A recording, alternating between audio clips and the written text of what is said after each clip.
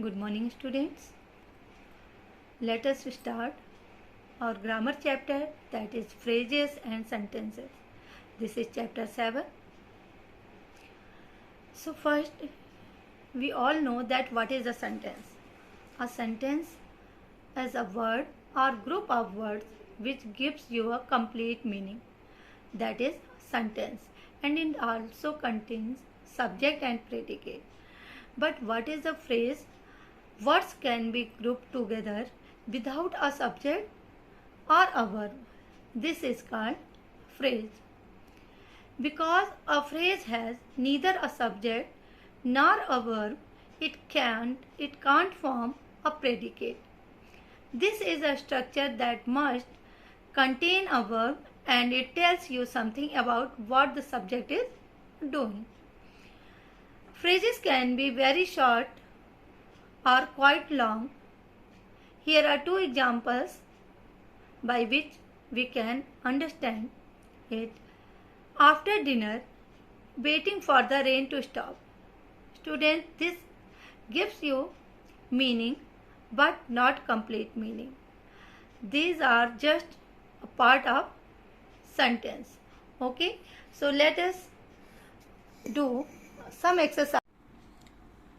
Students, as you know that what is a sentence?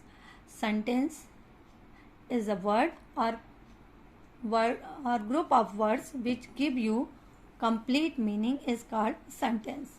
A sentence contains a subject and a predicate. But what is a phrase?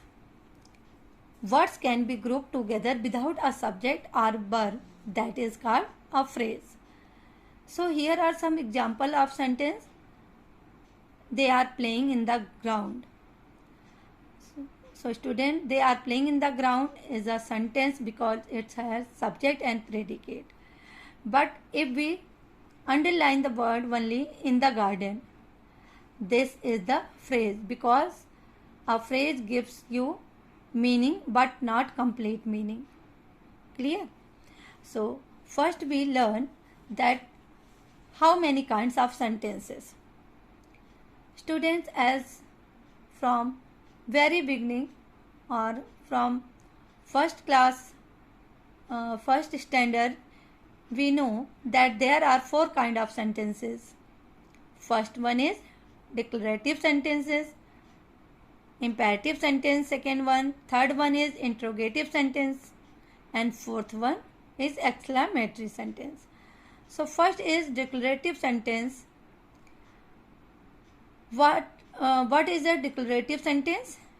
Declarative sentence state information and facts. A declarative sentence ends with a full stop. The child is sleeping on the floor and radium was discovered by Marie Curie. Okay. And what is imperative sentence? Imperative sentence show commands, order, or they can express wishes or desires. These sentences can contain a single word or they can be lengthier. In these sentences, the subject is understood. Stop, be silent, turn left and go straight. Stop is command, be silent. This is also command or order. Turn left and go straight. It is suggestion. So these are example of imperative sentence. Now third one is interrogative sentences. This type of sentences ask a question. They are easy to understand as they contain a question mark at the end. Are you crazy? Is it raining? Did you go to school yesterday? So this is very easy because it always have a question, whether the answer is in yes or no, or there are some question word. So it is very easy to understand. The fourth one is exclamatory sentence. Exclamatory sentences expresses emotion or excitement. They end with an exclamation mark. They are happiness. These are the examples of happiness or sadness. I won the first place. It's a surprise.